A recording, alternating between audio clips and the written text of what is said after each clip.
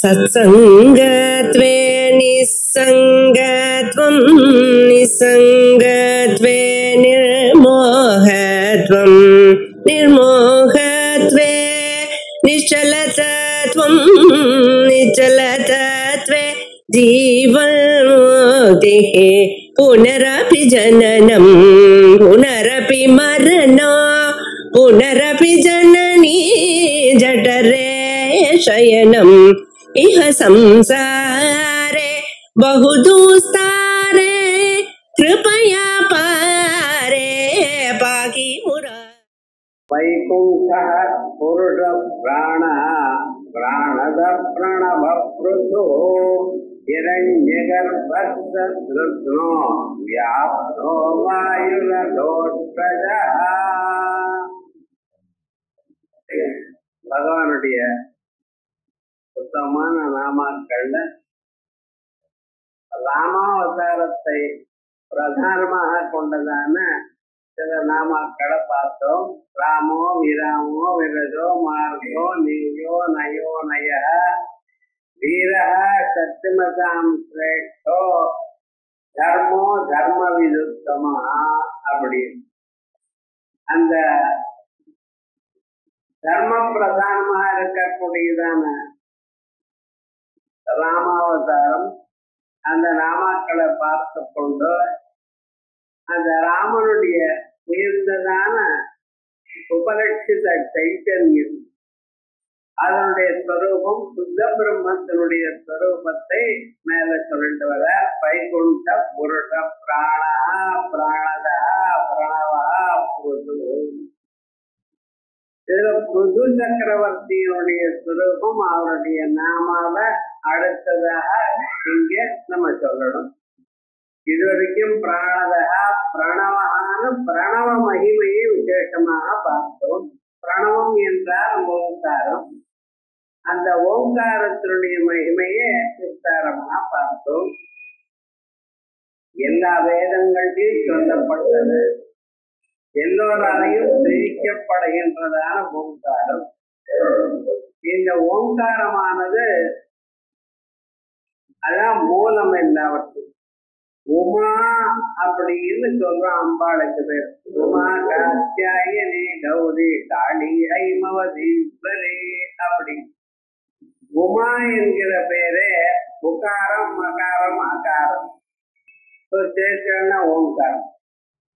உமான்னு ஓங்காரத்தை நாம் சொல்லும் பொழுது அகார உகார மகாரங்களை நாம் எப்படி ஓங்காரம்னு சொல்றோமோ அதே விதமாக உமா எனக்கூடிய பெயர்லையும் உகார மகார அகாரங்கள்.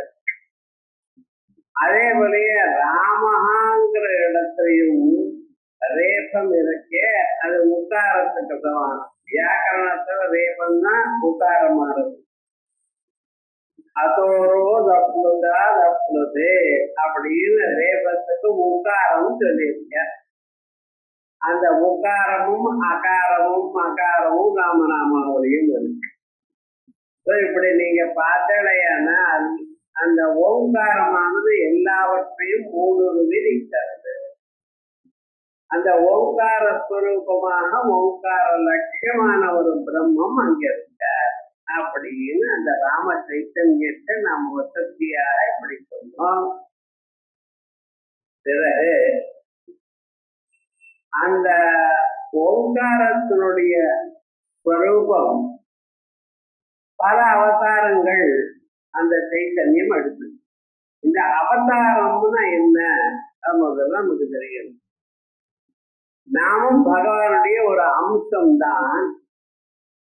ஆனா நம்மளுடைய ஸ்வரூபம் என்ன? அஸ்வதந்திரமான ஒரு அம்சம்.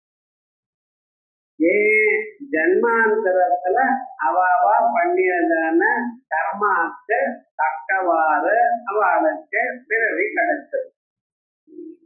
புண்ணியம் பண்ணினவாளுக்கு பெருந்ததான பிறவி, பாபம் கிடைச்சவாளுக்கு மற்றவர்கள். தசமுக பிரம்மாவில இருந்து ஆரம்பிச்சு மரங்கொடிகள் வரைக்கும் அத்தனையும் அந்த பரமாத்மாவுடைய ஒரு அம்சம் தான் அவரிடத்துல உண்டாகின்றார். இந்த உபாதிகள் உண்டாச்சு அதுக்குள்ள அவர் பூந்துட்டு இருக்கார். நம்ம சரீரம் உண்டாச்சு, சரீரத்துக்குள்ள பரமாத்மா பூந்து கொண்டிருக்க. ஆனா இந்த சரீரத்துக்கும் ராமாதி சரீரத்துக்கும் என்ன வித்தியாசம்? ராமன், கிருஷ்ணன், வாமனன், நரசிம்மன் இப்படிப்பட்டதான சுரூபங்கள்னா அதுக்கு என்ன வித்தியாசம் அப்படின்னு கேட்டா, அவைகள் கர்மாவனால உண்டாத. ராமன் ஈஸ்வரர் கஷ்டப்பட்டார், போன ஜென்மாவில பண்ணினார்னு சொல்லக்கூடாது. ஏன்னா அவர் மாயினால ஏற்படுந்ததான ஒரு சரீரம். இந்த உலகங்களுக்கு நல்லதை பண்ணணும். இங்க அதர்மம் ஜாஸ்தியா இருக்கு, அதர்மத்தை குறைச்சு தர்மத்தை மறுபடியும் நிலைநாட்டணும் என்பதற்காக தன்னிடத்துல அதீதமா இருக்கக்கூடியதான மாயைய தான் கையாண்டு அதனால ஒரு உருவத்தை தானா எடுத்துக்கொண்டார். இந்த இடத்துல பறக்கணுங்கிறது நமக்கு சாய்ஸ் கிடையாது, இன்னாருக்கு பறக்கணுங்கிறது நம்மகிட்ட சாய்ஸ் கிடையாது. ஆனா பகவானுக்கு எங்கே பறக்கணும், எப்படி தோணணும்னு தெரியும். அவருக்கு அந்த சுவாதந்திரம் இருக்கு. அப்படி எடுத்ததான அவதாரங்கள் பல அவதாரங்கள். அதுல முக்கியமாக இருக்கக்கூடியதான அவதாரங்கள் நமக்கு தெரியும். பாகவதாதி கிரந்தங்கள்ல விஸ்தாரமாக சொல்லியிருக்க. அதே போல மற்ற சில அவதாரங்கள் அது அந்த அளவுக்கு நமக்கு தெரியாத போனாலும் இந்த உயர்ந்ததான கிரந்தங்கள் நமக்கு சொல்வது. அப்படிப்பட்டதான அவதாரங்கள்ல புருஷனுடைய அவதாரம் ரொம்ப விசேஷம். அந்த புருஷமானவர் இந்த பூமண்டலம் முழுக்க இது பசுமாடாக ஆக்கி அதுல பாலை கறந்து உலகத்துக்கு சகல க்ஷேமத்தையும் கொடுத்தார்னு சொல்றது. அந்த புருஷ சக்கரவர்த்தியினுடைய சரித்திரம் நம்ம பார்க்கணும். ஏன்னா புது ரூபமாகவே பகவான் இருக்கார் அப்படின்னு சொல்லப்பட்டிருக்க. நாம் ஸ்வயம்பூமனு, பாரவச்சமனு, வைவதமனு, சாட்சுஷமனு இப்படி மனுக்கள் எல்லாம் பார்க்கிறோம். இந்த மனுக்கள் அப்படின்னு சொன்னா இந்த பிரம்மாவுடைய வயசு ஒரு 1000 வருஷம். அது அவருடைய கணக்குல, நம்ம கணக்குல இல்லை. நம்ம கணக்குல ஒரு வருஷம் அவருக்கு ஒரு நாள். இப்படி அதுபோல அவருக்கு 1000 வருஷங்கள். இந்த 1000 வருஷங்களை 14ஆ பிரித்து 72 வருஷங்கள் அவர் கணக்குல ஒரு மனுவுக்கு கொடுத்தார். இப்படிப்பட்டதான மனுவுடைய ராஜ்யம் இருக்க முதல்ல ஸ்வயம்புவமனு, சாரோஜசமனு, ரைவசமனு, தாமசமனு, இப்ப வைவஸ்வதமனு. ஏன்னா நம்ம சங்கல்பம்னா அத்திய பிரம்மண திடீபராசே வைவஸ்வதம் அன்வந்தரே அப்படிங்கிறடா.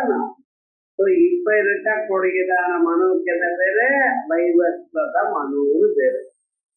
இதே போல சாட்சுஷ மனுன்னு ஒருத்தர் இருந்த அந்த சாட்சுஷ மனுவுக்கு குருங்கிற கூடியதான ஒரு பிள்ளை பிறந்தார். அவரிடத்து வந்ததுதான் குருவம்சம்னு பேரு. அந்த குருவம்சம்னுக்கு அந்த குருவனுடைய பையனானவர் அங்கன். அந்த அங்கனுக்கு வேலன் எனக்கூடியதான குழந்தை பிறந்தார். அந்த வேலன் அங்கனுக்கு சுனீதா எனக்கூடியதான ஒரு அம்மாவுக்கு பிறந்தவர். இந்த சுனீதாங்கிற பேரெல்லாம் ஏதோ புதுசா இவ வச்சுட்டு இருக்கான்னு நினைக்கிறேன். வேதத்துல பழைய நாள்லயே இருக்கு. அது நம்ம யாரு தெரியுமா? யமதர்மராஜாவுடைய பெரிய பொண்ணு. யமதர்மராஜா பொண்ணு சுனீதா. அந்த சுனீதாவை அங்கனுக்கு கொடுத்தா. இவ 2 பேருக்கும் வேலன் எனக்கூடியதான ஒருத்தர் பிறந்த. அந்த வேலனானவன் ஜன்மாந்தரத்துல பண்ணின பாப கர்ம வசமாக அவனுக்கு ஆள்காரம் ஜாஸ்தி. எல்லாமும் தான் தான் முத்தத்தி, தனக்குத்தான் எல்லோரும் போற்றணும், தான் தான் போற்றப்படணும் அப்படின்னு நினைச்சிருந்து எகையாகாத எல்லாம் பண்ணக்கூடாது, எல்லாம் எனக்கு தான் எல்லாத்தையும் கொண்டு கொடுக்கணும்னு கட்டளை இட்டான். ஏன்னா பூமண்டலம் முழுக்க அதிபதி பாரம் கொஞ்சமா இருந்தா பரவாயில்ல, நிக்கிற பூமண்டலத்துக்கும் அதிபதி. அப்படி இருக்கிறவனுக்கு கர்வம் வந்துருக்கு. என்னை விட யார் வசதி, ராஜா சர்வதேவ ஸ்வரூபனா இருக்கான். ஆகையால் இந்த ராஜாவுக்கு தான் எல்லாம் கொடுக்கணுமே தவிர இந்திரன் சந்திரன் அக்னி எவன் இவாளுக்கெல்லாம் ஹோமம் பண்ணக்கூடாது, யாகங்கள்லாம் பண்ணக்கூடாது அப்படின்னு கட்டளையிட்டான். இது முதல்ல பார்த்தா ரிஷிகள்லாம், அப்புறம் நேரா போய் நல்ல வழியா சொன்ன, இப்படி சொல்லக்கூடாது. நீங்க வேத பிரதிபாத்தியமா இருக்கக்கூடியதான மகாவிஷ்ணுவுக்கு யாகம் பண்ணி கொண்டே இருக்கணும். இப்படி பண்ணலைன்னா தேசத்துக்கே நாசம் வருமப்பா, ஏன்னா அது சரியான வழி இல்லை அப்படின்னு கர்ம மார்க்கம் அப்படின்னு இருக்கணும் அப்படின்னு சொன்னா. அகங்காரம் கர்வம் தலையில இருக்கிறவனுக்கு சொன்னா ஏறுமா? ஏற. அதனால என்னவோ சொல்லி பார்த்தா கேட்கல. ஆனா மகர்ஷிகளுக்கெல்லாம் என்ன அபிப்பிராயம் தெரியுமோ, லோகக்ஷேமம் உலகத்துல எல்லோரும் சோக்கியமா, ராஜாவும் சோக்கியமா இருக்கணும், அதே நேரத்துல லோகக்ஷேமமும் ஏற்படணும். மாத்தியார் மந்திரிகள்லாம் சொல்லி பார்த்தா கேட்கல. மந்திரிகள் எப்பொழுதுமே 8 பேர் மந்திரிகள். அந்த 8 பேர் மேல இன்னொரு கேபினட் ஒண்ணு இருக்கும். அது என்ன, மகர்ஷிகள் இருக்கக்கூடியதான 8 பேர். 2 பேரும் சொல்லி பார்த்தா யாரும் கேட்கலமா. அப்ப ஏதாவது ஒண்ணு எமர்ஜென்சி ஒண்ணு பண்ணணுமோ. அதனால என்ன பண்ணினா, இந்த ராஜாவை கொண்டுபடுறதுன்னு தீர்மானம் பண்ணிட்டார். என்ன பண்ணினா, யஜ்யத்துல இருக்கக்கூடியதான தர்ப்பம் இருக்கு பார்த்தா, அந்த தர்ப்பத்தை அபிமந்திரணம் பண்ணி போட்டார். அவனுக்கு என்ன ஆயிடுச்சுன்னு, அந்த ராஜாவும் வேணன் பிராணன் விட்டார். இப்படி பண்ணலாமான்னு கேட்டா, லோகக்ஷேமத்துக்காக பண்ணித்தான் ஆகணும்னு தீர்மானம் பண்ணிவிட்டார். அதற்கு பிறகு அந்த வேணன் இருக்காரு, அவருடைய தொடைய கடைஞ்சார். கடைஞ்ச பிறகு அதுல கருப்பா குறுகினதான ஒரு மனுஷன் பிறந்த. பறந்து விட்டு அந்த மகிழ்ச்சிகளை கேட்ட, என்னையே உண்டு பண்ணினேன், நான் என்ன பண்ணணும் அப்படின்னு கேட்டார். அவர் பார்த்தாவா, என்ன பண்ணணும், பூக்காரன்னு. நம்ம சாதாரண யாராவது வந்தா நம்ம உட்காருங்கோ அப்படிங்கிறோம் இல்லையா, எனக்கு என்ன வேலை இருக்குன்னு முதல்ல உட்காருங்க அப்புறம் சொல்றோம். அதே போல நிஷீதா அப்படின்னு, நிஷீதான்னு உட்காரு, சீதா உட்காரு. அது உட்காருன்னு சொன்னதுனாலேயே அவருக்கு என்ன பேரு, நிஷாதம்னு பேர் வந்துருந்தோம். நிஷாதம்னு அவன் சொல்லிவிட்டு அதுக்கப்புறம் இவெல்லாம் அனுப்பிச்சு விட்டார். அவனோட எல்லா பாபங்களும் போயிடுது. வேத நடத்துற சரீரத்தில் இருக்கிற சகல பாபங்களும் அந்த நிஷாதம் அந்த காட்டு மனுஷன் போடுறது காட்டுக்கு அனுப்பிச்சுதான் விஜய பர்வதத்தினால போன பிறகு அந்த வேதனுடைய சரீரம் சுத்தமாயிடும். பிறகு அந்த வேதனுடைய வலது தோள்பட்டையை எடுத்து அதை கடைஞ்ச. அதை கடையும் பொழுது அதுல இருந்து ஏற்பட்ட புருது எனக்கூடியதான சக்கரவர்த்தி. இந்த புருதுங்கிற சக்கரவர்த்தி வேதனுடைய பிள்ளை. எப்படி சாட்சாத்தா இல்ல, இந்த மகர்ஷிகள் கடைஞ்ச பிறகு அப்பொழுது ஏற்பட்டதான உயர்ந்ததான ஒரு சுரூபம். இந்த வேதன் பிறக்கும் பொழுது தேவலோகத்திலிருந்து புஷ்பங்கள்லாம் கீழே புதிர்ந்தது. அதோட மட்டுமல்ல, அவருக்கு ஆஜகமும் எனக்கூடியதான வில்லும் பல அம்புகளும் மேல இருந்து விழுந்தது. அப்படி உயர்ந்ததான ஒரு விசேஷம். இந்த பிரம்மா சாட்சாத் மகாவிஷ்ணுடைய அவதாரம் வேன மகர்ஷி வேனராஜா என்கிறது பிரம்மதேவர் அறிந்தார்.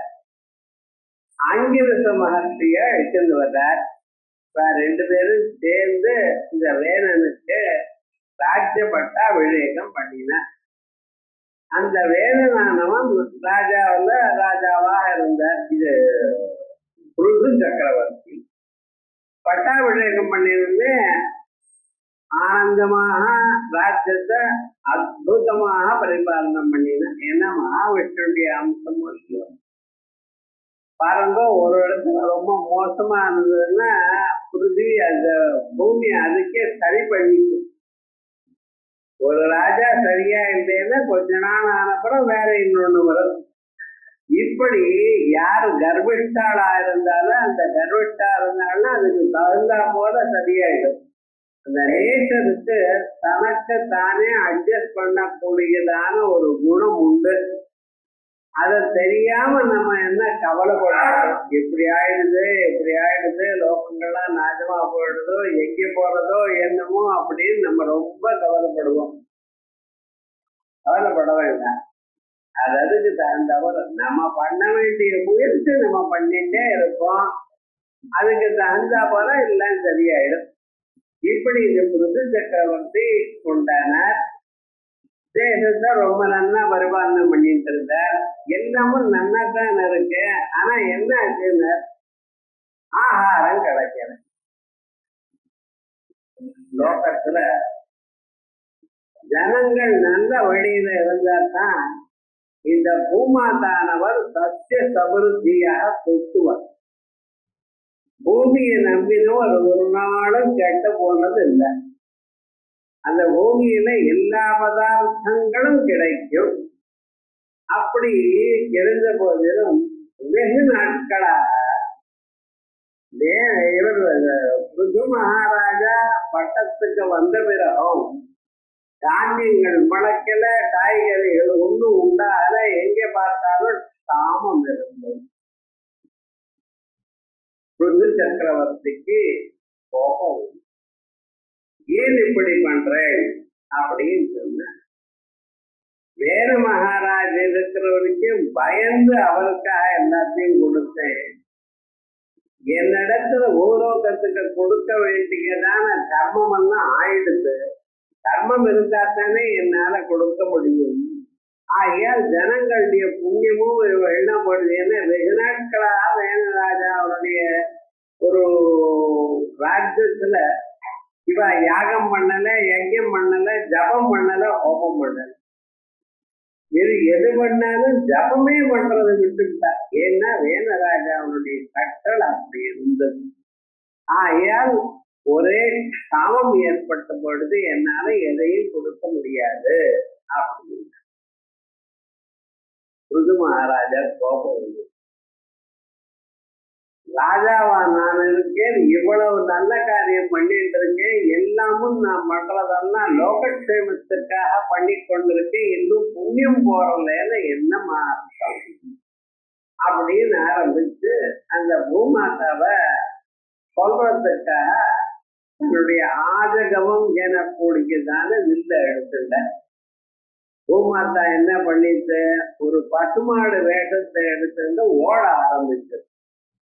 இவரும் அதற்கு பின்னால ஓடினார். வெறு நாட்கள் ஓடினார், வெறு வருஷங்கள் ஓடினார். அவளை பிடிக்கணும்னு கடைசியில என்ன பண்ணினாலும் பிடிக்க முடியல, ஓடிட்டே இருக்க. அப்புறம் ஒரு நாள் கார்னர் பண்ணி விட்டார். இந்த பக்கம் அந்த ஓட முடியாம ஒரு முதல்ல பிடிக்க விட்டார். அப்ப அந்த பூமாதா சொன்னாலாம், நீங்க என்ன கொல்றதுக்காக வந்துட்டு இருக்கேன், என்ன கொல்ல பிறகு உங்க ராஜ்யம் எங்க இருக்கும்? பூமாதா இல்லைன்னு ஜனங்கள் எங்க இருப்பா? கொஞ்சம் யோசனை பண்ணல. என்ன கொல்லத்துல உங்களுக்கு என்ன இவ்வளவு ஒரு பிடிவாதம் அப்படின்னு கேட்டார். அப்ப சொன்ன பூமாதா இருக்கிறது நான் பூபதி. பூபதினா பூமிக்கு அதிபதி. பூமிக்கு அதிபதியா இருக்கிறவன் ஜனங்களுக்கு எல்லாவற்றையும் கொண்டு கொடுக்கணுங்கிறதல்லவா முக்கியமான காரியக்கிரமம். அப்படி இருக்கும் பொழுது அதை கொடுக்காம ஜனங்களுடைய புண்ணியமே இல்லை நான் கொடுக்க மாட்டேன்னு சொன்னா என்ன இது ஏன் சரியா இல்லையே, அதற்காகத்தான் சொல்ல போறேன். இந்த நீங்க இத்தனை நாளா பண்ணின பிறகு புண்ணியம் எல்லாம் ஒன்றுதான் இருக்கு, ஜனங்கள்லாம் புண்ணியம் பண்ணியிருக்கா நீங்க ராஜாவா ஆன பிறகு.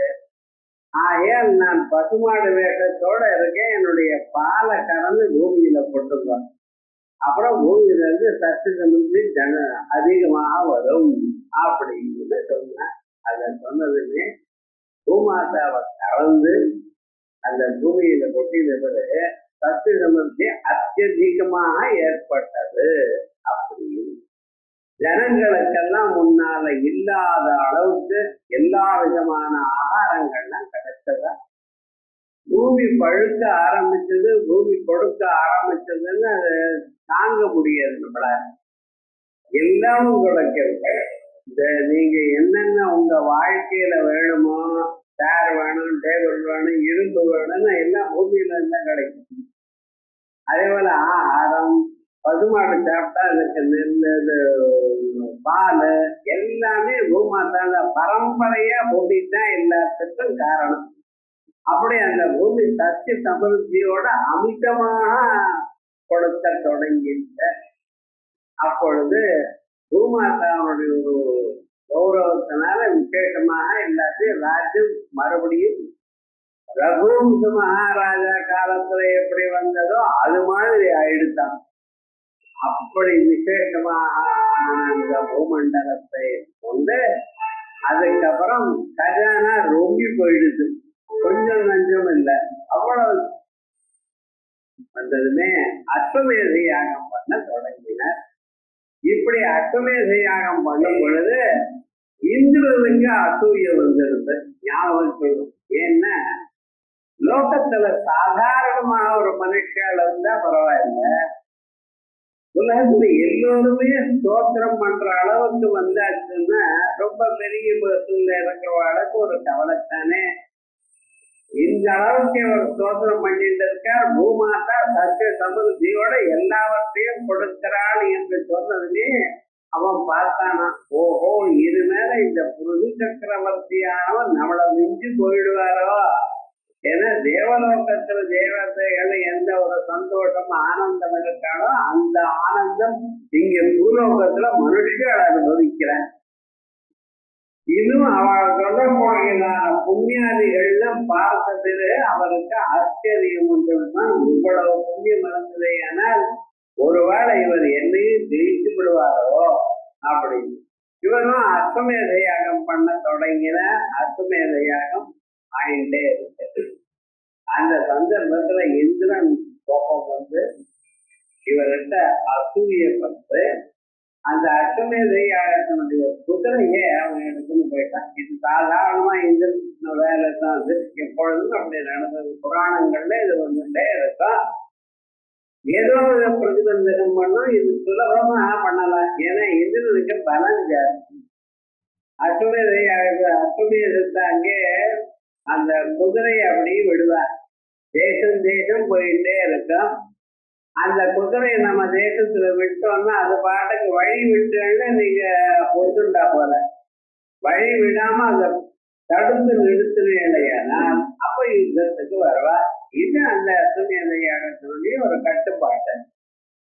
இந்த இந்திரன் வர்றத போய் நிறுத்தி பிடிச்சுட்டான்.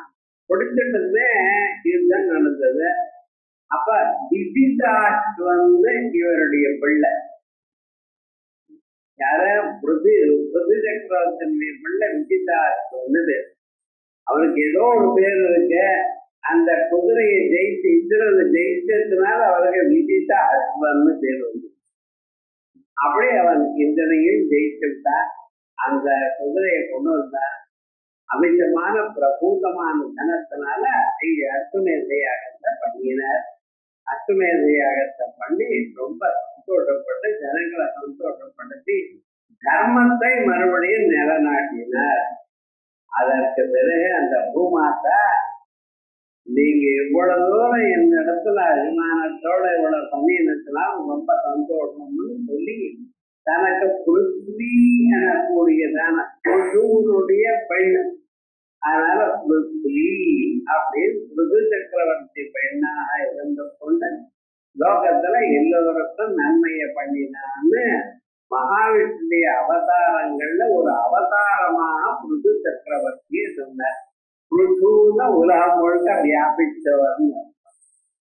வியாப்திங்கிற அர்த்தத்துல நாம பிருகுன்னு சொல்லிட்டு இருக்கோம். ஆயால் நெடுக எங்கும் தேகம் முழுக்க வியாபித்து இந்த தேகத்துக்கு முழுக்க ஒவ்வொரு மூலையிலையும் தன்னுடைய பேரும் புகழும் அதே போல ஜனங்களுக்கு வசதியும் பண்ணி இருக்கிறதுனால அவருக்கு புருஷூறு பேர். ஆகையால் ராம சைத்தன்யம் சுத்த பிரம்மமாக இருந்து கொண்டு சுத்த பிரம்மே இன்னொரு அவதாரமாக புருஷ அவதாரமாக ஏற்பட்டது அப்படின்னு சொல்லி அந்த புருஷுவானவன் இப்படி வெகு நாட்கள் பல வருஷங்கள் ராஜ்யத்தை பரிபாலனம் பண்ணி பிறகு அவர் காட்டுக்கு போய் தபஸ் பண்ணிட்டு அப்படியே சரீரத்தை தியாகம் பண்ற அந்த புது சக்கரவனுடைய ஆத்துக்கார அர்ச்சித்துன்னு பேர் அந்த அம்மாவுக்கு. அவளும் அவரோட பிராணம் விட்டார். அப்படின்னு 5 குழந்தைகள். அதற்கு பிறகு புது சக்கரவர்த்தியினுடைய பையன் விதித்தார்.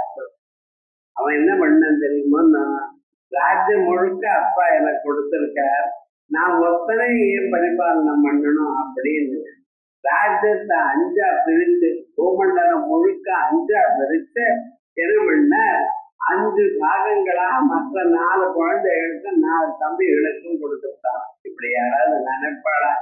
லோகத்துல பாருங்க, ஒரு 100 ரூபாய் வந்தாலும் அது எனக்கு தான் ஜாஸ்தி வரணும், உங்களுக்கு பரச்சல்னு 1000 காட்டு சொல்லுவார்.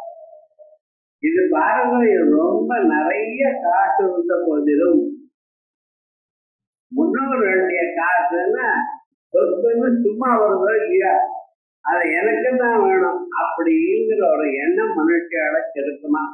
ஆனா என்ன ஆச்சுன்னா, அது இல்லாம பண்ணினா அந்த புதுவனுடைய ஒரு கௌரவம் அப்படின்னு விசேஷமா புது சக்கரவர்த்தியுடைய ஸ்வரூபம் சர்வ வியாபகமாக உலகம் முழுக்க எப்பொழுதும் நல்ல எண்ணங்களோட இருக்கணும் என்கிறத காண்பித்ததான மகாத்மா ருது. ஆகையால் அவர் பேர தானே இருக்கின்றார். ஆகையால் பிரபஞ்ச ரூபேண விஸ்ருதத்வாத் ருது, உலகத்திலேயே பிரபஞ்ச ரூபமாகவே விஸ்தாரமா இருக்கிறதுனால வியாபித்து இருக்கிறதுனால ருது.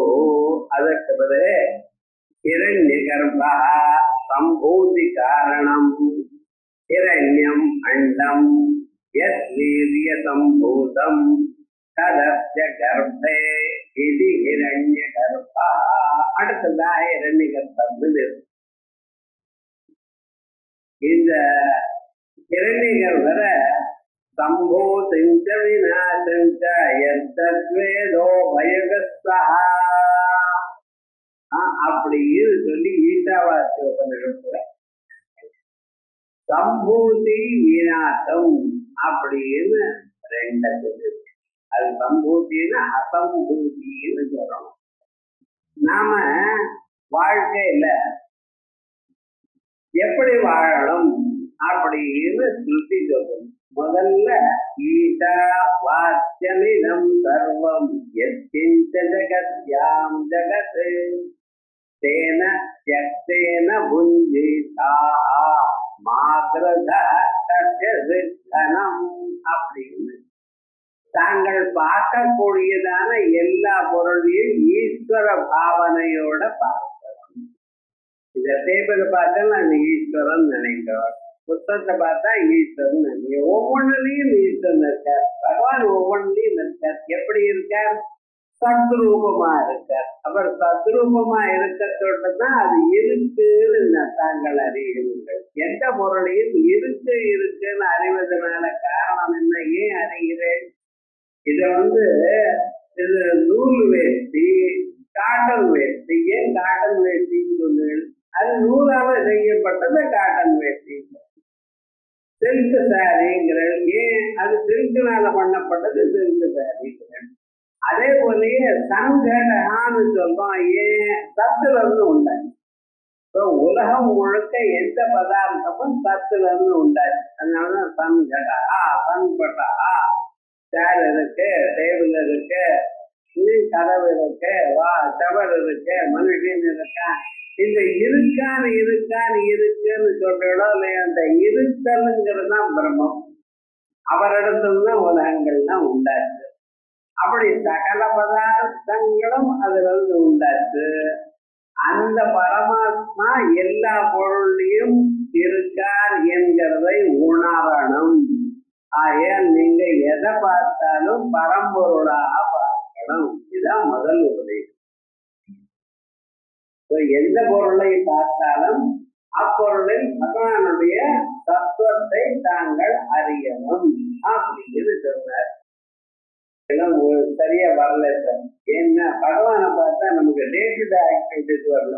அன்னத்துல பகவானை பார்த்தா அன்னத்தை சாப்பிடுறது எப்படின்னு தோன்றதுன்னு, தீர்த்தத்தை பகவானை பார்த்தா பகவானை குடிக்கிறேன்னு தோன்றதுன்னு நம்மளோட சரியா வரல இது அப்படின்னு தான் சொல்லுது. இந்த பாவனை தான் சொன்னார், இந்த பாருங்கன்னு சொன்னார். ஆனா என்ன அதெல்லாம் பார்க்க முடியாது. ஏன்னா நம்ம பார்க்கக்கூடிய விவகாரத்துல என்ன அது எப்படி நம்ம ஈஸ்வரன்னு பார்க்கறது அப்படின்னா அந்த மனப்பக்குவம் வரல. அதுக்காக என்ன சொன்ன, இப்படி வராத வாழ்க்கை நான் இன்னொரு உபாயம் சொல்றேன். சொல்வன் நேவே கர்மாணி விதி விவேகம் சமா ஏவஸ்வயினான்யதே தோஸ்தி ந கர்ம நித்யதே நரே. உங்களுக்கு கொடுத்ததான டியூட்டியே பண்ணிட்டே இருக்கும். அத பலத்தை எதிர்பாராமல் இது வரலையே அது வரலையே எனக்குரியதான எண்ணம் இல்லாமல் சந்தியாவந்தனம், தேவ பூஜை, அது இது எல்லாத்தையும் பண்ணிட்டே இருந்தா ஈஸ்வரனுக்காக பண்ணிட்டே இருக்கணும். எனக்கு இது வேணும் அது வேணும்னு கேட்க வேண்டாம். எதை கேட்டீங்கன்னா அதான் சார் கிடைக்கும்.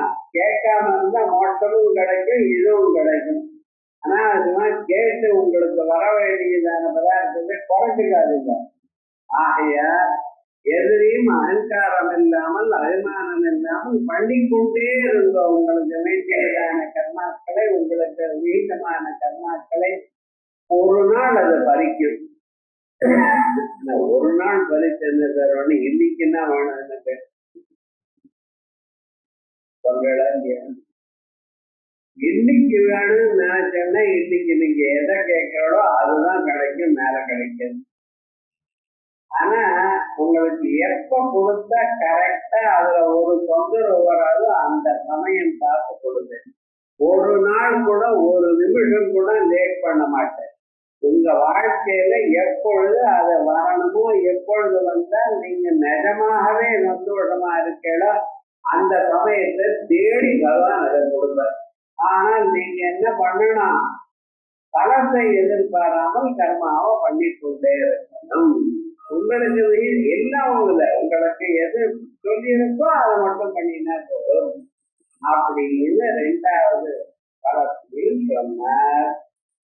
இப்படி ஞானம்ங்கிற ஒரு மார்க்கமும் கர்மாங்கிற ரெண்டு மார்க்கமும் சொன்னார்.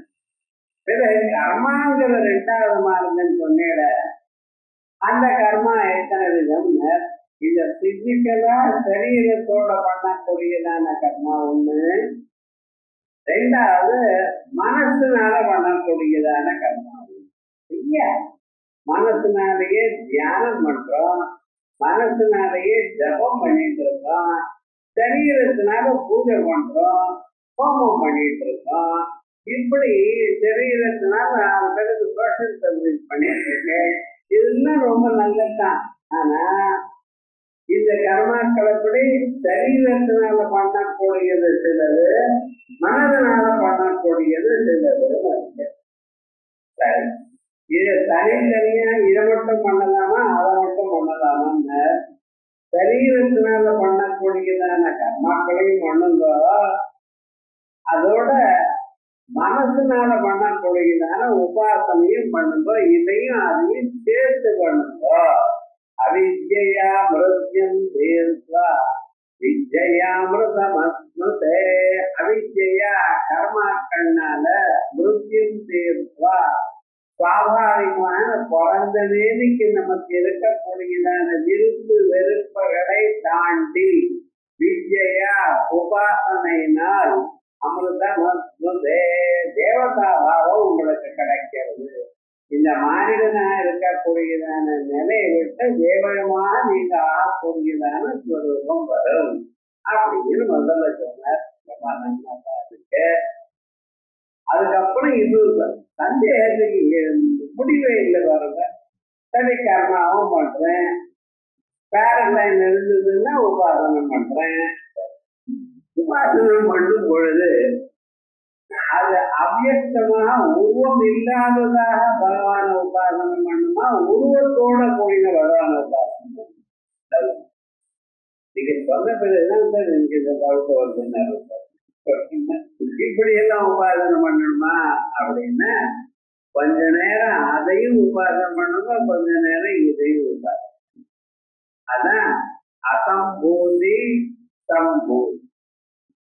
சம்பூதின பிறந்ததாக பகவான் கிருஷ்ண பரமாத்மா பிறந்த பகவான் இப்படி சங்கர கதாபாணிய பிறந்த அவருடைய லீலைகள் இவெல்லாம் தியானம் பண்ணுங்க. அதே போல அதுக்கு மேல அவ்யக்தமாக ஒரு ஸ்வரூபமா இருக்க அப்படின்னு ஒரு தியானம். ஏன்னா கொஞ்ச நேரம் அது கொஞ்ச நேரம்.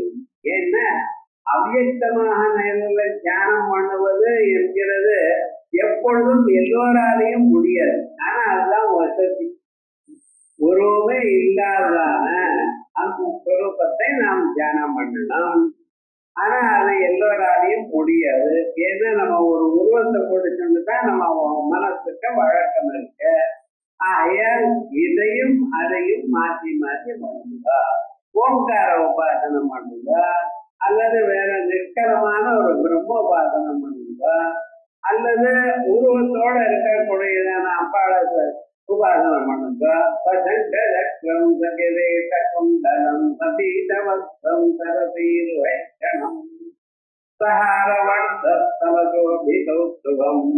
அப்படின்னு அவரை உபாசனம் பண்ணுங்க. வேண்டாம் சொல்லுதிய இல்ல கணபதிய உபாசனம் பண்ணுங்க. அகஜானன பத்மாட்சம் கஜானனம் அநேகதம் சம்பத்தானாம் ஏகதம் சமுபாஸ்மஹே. இப்படி பிரதான உபாசனம் பண்ணுங்க. ஏதோ ஒரு உபாசனம், உருவத்தோட ஒரு உபாசனம், உருவம் இல்லாதான உபாசனம் சேர்த்து சேர்த்து பண்ணணும். ஆகையால் ஒரு மனுஷன் தனக்கு விகிதமான கர்மாக்களை பண்ணிக்கொண்டே அவ்வப்பொழுது உபாசனம் பகவன் நாமாவை சொல்லிக் கொண்டே இருக்கிறது. பகவன் நாமானுடைய அர்த்தத்தை மனத்தால் அனுசந்தானம் பண்ணி கொண்டிருக்க வேண்டியது.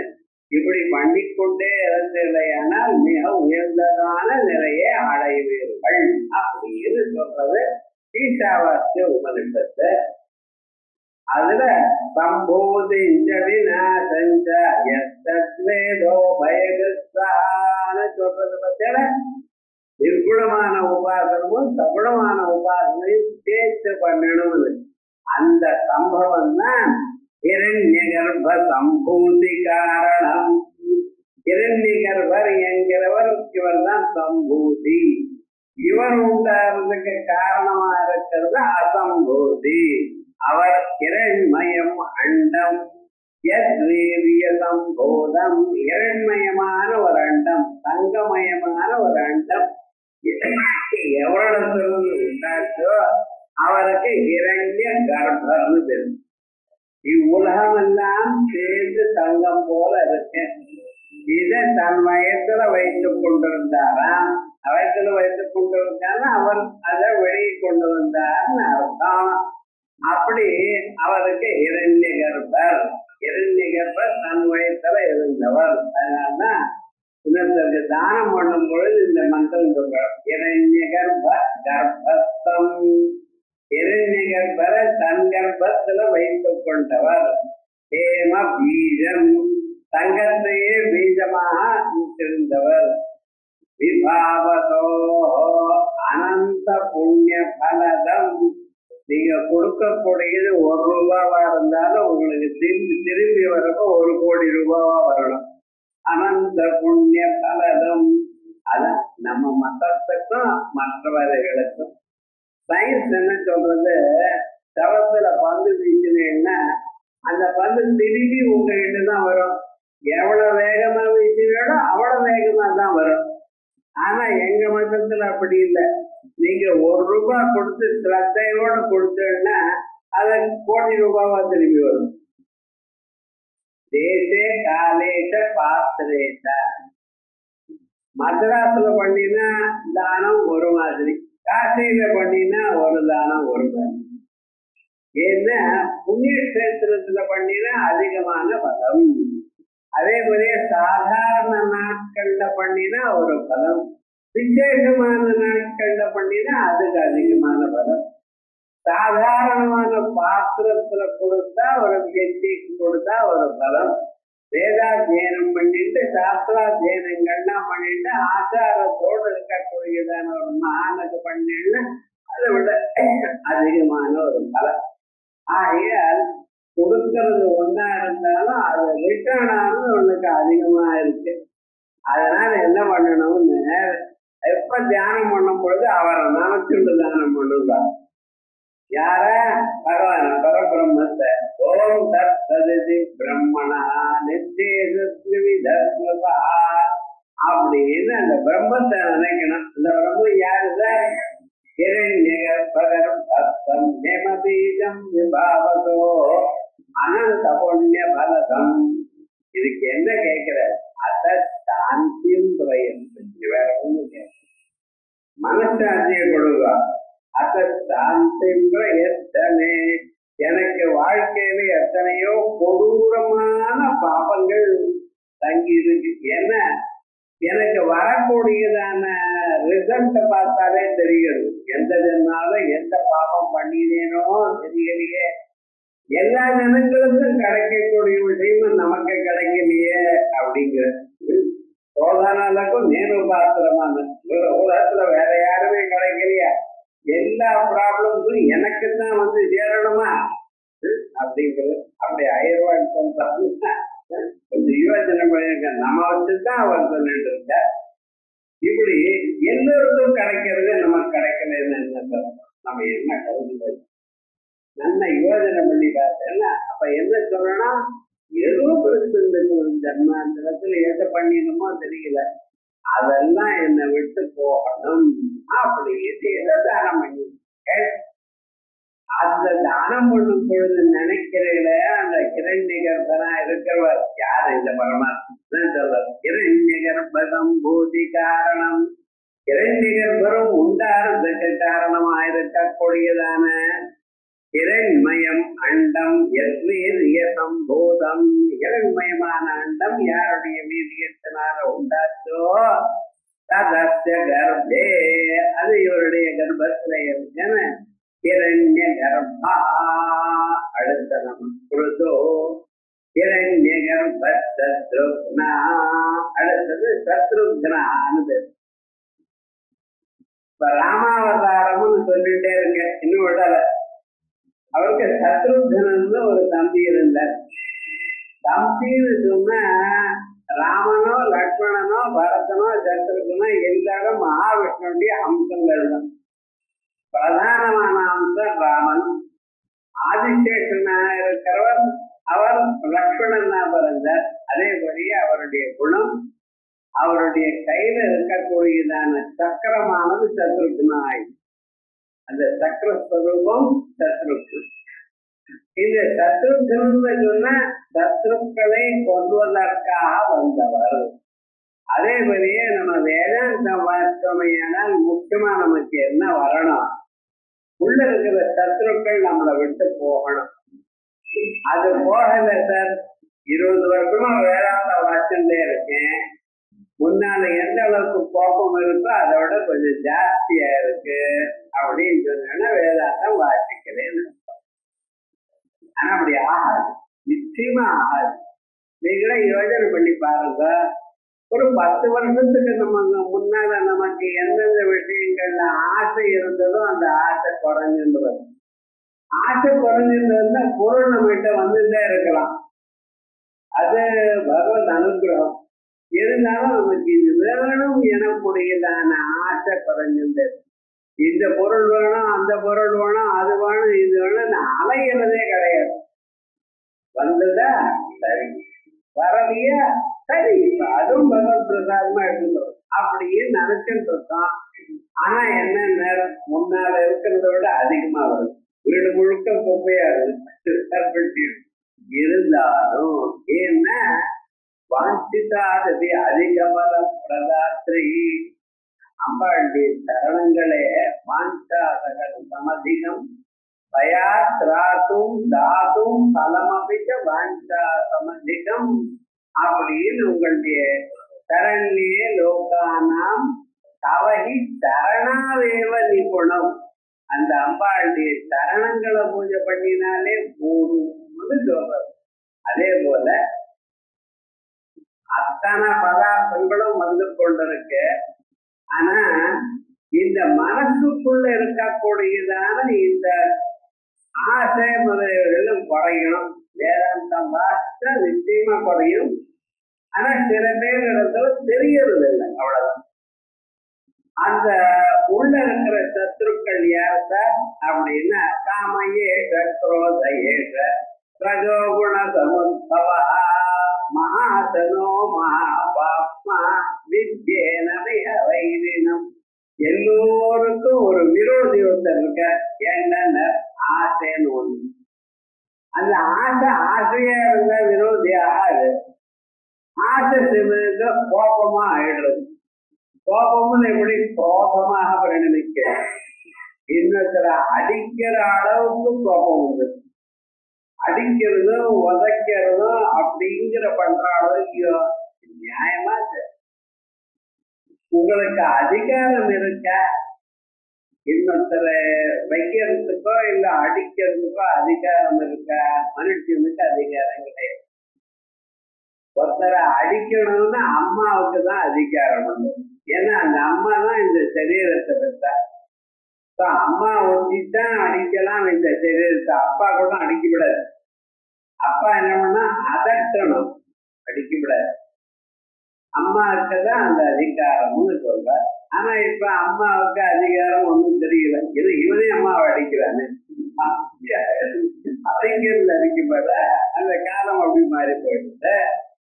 இல்லைன்னா ராஜா அடிக்கலாமா?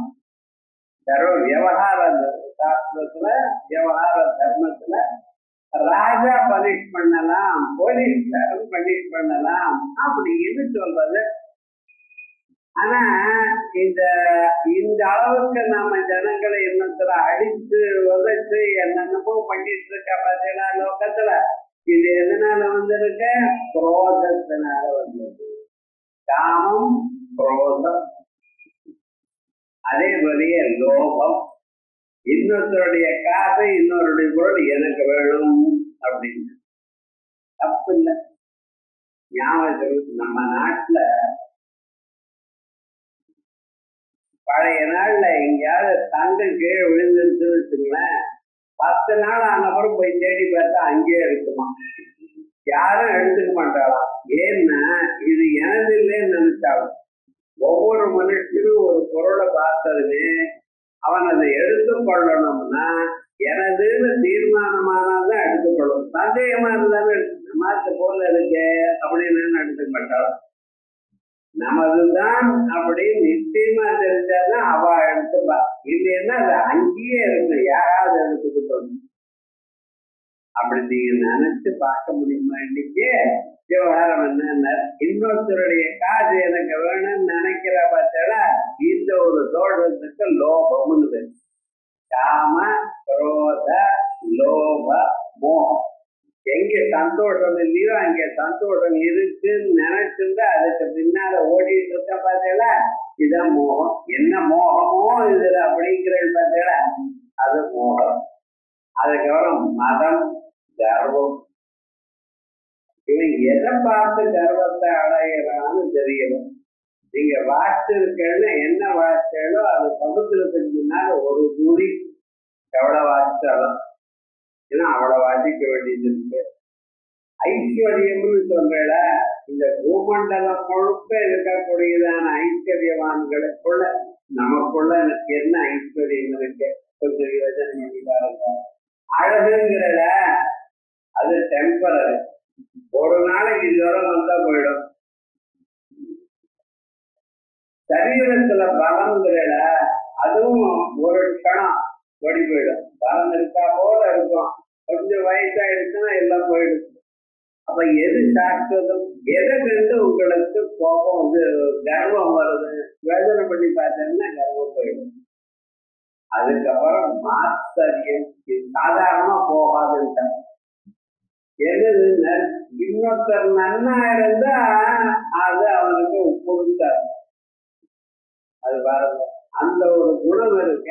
அதான் பகவான் கிருஷ்ணனுக்கு நான் உனக்கு ரகசியமான விஷயங்கள்லாம் சொல்றேன் பாரு, பிரவக்ஷாமி எதற்காக அனசூயவே.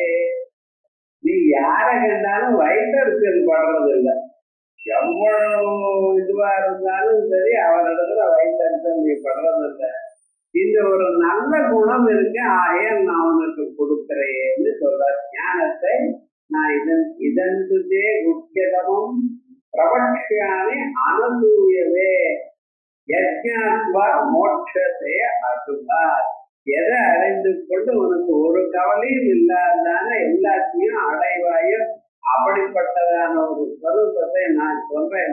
காரணம் என்னன்னா, ஒரு இடத்துல இந்த சத்ருவான ஒரு குணம் இல்லை அப்படிங்கிற.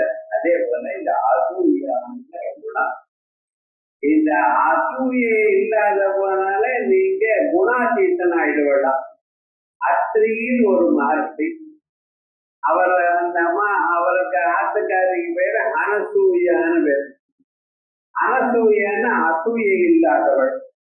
அசூயை இல்லைங்கிற ஒரு குணம் ஒரு மனுஷனுக்கு இருந்தால் அவன் ஸ்ரீ தர்மோ குணங்களை எனக்கூடியதான 3 குணங்களையும் தாண்டுவார்னு சொல்றதுக்காக அத்திரி மகர்ஷி ஆத்துக்காரி பேரு அனசூயான்னு சொல்லியிருக்கார். ஒவ்வொரு மனுஷிக்கும் ஒவ்வொரு தனித்தனியா பேர் இருக்கு. வசிஷ்டர் ஆத்துக்காரி பேரு அருந்ததி.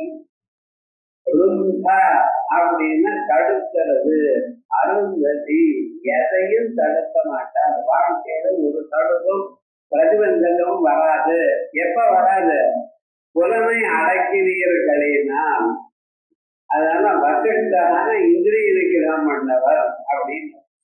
ஒவ்வொரு சப்தர்களும் பேரு, சப்தர்களுடைய ஆத்துக்காரி பேரு எல்லாம் புராணத்துல ஒரு அழகா அற்புதமாக ஒரு அர்த்தத்தோட சொல்லியிருக்க. நம்ம அதை கவனிக்கிறதே இல்லை. நமக்கு கதைத்தான் முக்கியம். அந்த பேரு கூட விட்டோம். இப்பெல்லாம் புதுசா என்னென்னமோ பேர் வச்சிருக்கால, வாயில நுழையாத ஏதோ ஒரு பேர் புதுசா, அது ஒன்றும் தெரியாம அர்த்தம் இல்லாதான பேருன்னா வச்சிருக்க. மாற்றுகள்ல பழைய நாள்ல புராணங்கள்ல எதற்காக இந்த பேருன்னா வச்சிருந்திருக்க, இதுக்கு ஒரு காரணம் இருக்கு.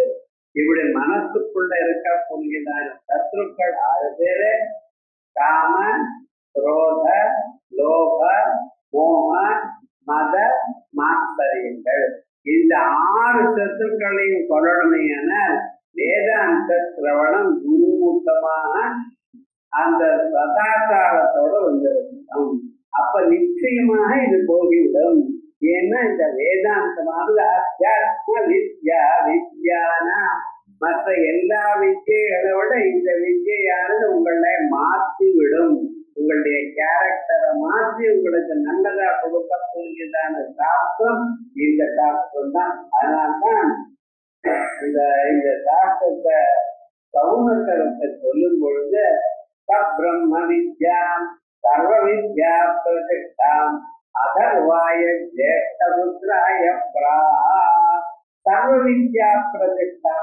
எல்லா படிப்புகளுக்கும் அடிப்படையாகவும் எந்த படிப்புகளும் எந்த நிற்கிறதோ அப்படிப்பட்டதான ஒரு ஸ்வரூபத்தையும் நான் கொடுக்கிறேன் அப்படிங்கிறதாக இது மனுஷனுடைய கேரக்டரை மாற்றி அவனுடைய சீலத்தை சரி பண்ணி இவரை சதாச்சாரமா கொண்டு விட்டுரும். நீங்க ஒண்ணும் பண்ண வேண்டாம், திரும்ப கேட்டுட்டே இருந்தா போறோம். கொஞ்ச நாள் ஆனப்புறம் என்ன கேட்டுட்டே இருக்கோமே, நான் நல்ல வழியில ஈடுபடுவோமே, சந்தியாவந்தனம் பண்ணுவேன்னு, ஜபம் பண்ணுவேன்னு அப்படின்னு தோணுமா? தோடு இவனை கொண்டு வந்து அந்த மோட்ச பரியந்த உங்களை விட்டுவிடும். அப்படி உயர்ந்ததான ஒரு விஷயம். அப்படி இருக்கக்கூடியதான அந்த சத்ருக்களை, உள்ள இருக்கக்கூடியதான சத்ருக்களை கொல்லக்கூடியதான சிஸ்வரூபமா இருக்கிறதுனால இதற்கு சத்ரு அன்பு. அது வரத திரிதச சத்ருன் அந்தி சத்ரு திரிதசத்ருன்னா திருதத்தாள்னா தேவதைகள். அவளுக்கு மூணே நிலை தான். பிறவிங்கிற ஒரு நிலை, இருப்புங்கிற ஒரு நிலை, அதற்கு ஒரு குழந்தை பருவம், அதுக்கு ஒரு யௌவன பருவம். அவ்வளவு. யாரையும் பாருங்க, சுப்பிரமணிய சுவாமி இருக்க, அதுக்கப்புறம் எப்படி இருக்கார், குழந்தையாக இருக்கார். அதுக்கப்புறம் கல்யாணம் பண்ணி என்னைக்காவது சுப்பிரமணிய கிழக்கு வந்து பார்த்துருக்கோம். எந்த நேரத்தையாவது பார்க்கலாம் கிடையாது. அவளுக்கு திரிதசம். நமக்கு 6 திசைகள் உண்டு. ஜாயதே அஸ்தி வர்ணதே விபரணதே அபட்சியதே வினசிதி எனக்கூடியதான 6 பாவ விசாரங்கள் மனிதர்களுக்கெல்லாம் உண்டு, பிராணிகளுக்கெல்லாம் உண்டு. ஆனா தேவதைகளுக்கு 3 தான். இருத்தல், பறக்கிறது கிடையாது. இருத்தல், அதற்கு ஒரு குழந்தை பருவம், அதற்கு ஒரு யௌவனம், அதோட சரி. அவளுக்கு கழத்தனமோ மரணமோ என்கிறது கிடையாது. அதனால திரிதட்டாள் தேவதைகளுக்கு வேறு. அந்த திரிதட்டாளுடைய சத்ருக்கள் இருக்கிறதால அந்த சத்ருக்களை கொள்வதனால் பகவானுக்கு சத்ருக்னு வேறு. அதே மாதிரியே நம்ம மனசுல இருக்கக்கூடியதான திரிதட்டம் எது? முதல்ல ஏழையா இருக்கிற நிலை, அதுக்கப்புறம் பணம் வந்ததான நிலை, அதற்கு பிறகு அதனால கர்வத்தை அடைந்த நிலை. இந்த 3 நிலையிலையும் உங்க மனசானது எந்தெந்த கெட்ட வழிக்கு போறதோ அதையெல்லாம் நாசம் பண்ணி உங்களை சரியான வழிக்கு கொண்டு வரணும். உங்களை சரியான வழிக்கு கொண்டு வரணும்னு சொன்னா வேற யாரும் கொண்டு வர முடியாது. இந்த உள்ள இருக்கக்கூடியதான பரமாத்மா உங்களுக்கு சொல்லணும். அவர் சொன்னா அம்மாவோ அப்பாவோ ஆத்துக்காரோ பொண்ணு ஆத்துக்காரியோ இவெல்லாம் ஏதோ அட்வைஸ் தான் பண்ணலாம், கேட்க முடியாது, உங்களை இது பண்ண முடியாது, நிர்பந்தப்படுத்த முடியாது. ஆனா உள்ள இருக்கிற பரமாத்மா என்ன பண்றாரு? புத்தியாசம் யோசித்தம், அவனுடைய புத்திக்கு நல்ல வழியை கொடுத்து எப்பொழுதும் நல்ல வழியிலேயே இருக்கும்படி பண்றாராம். ஏன் நீங்க பண்ணக்கூடியதான நல்ல காரியம் பகவன் நாம உச்சரிக்கிறது, விஷ்ணுதாஸ்நாமம் கேட்கறது, அதே போல ஏதோ ஒரு ஜபத்தை எடுத்து பண்ணிட்டு இருக்கிறது. இது என்ன பண்ண? உங்களுக்கு உங்களை அறியாமலேயே உங்களை கெட்ட வழியிலிருந்து நீக்கி நர வழியில கொண்டு வர்றது. ஆகையால் பகவானுக்கு என்ன பேரு? சத்ருக்னா வியாப்தா. காரணத்வேன சர்வ காரியானாம் வியாபனாத் வியாப்தா. உலகத்துக்கெல்லாம் காரணமாயிரு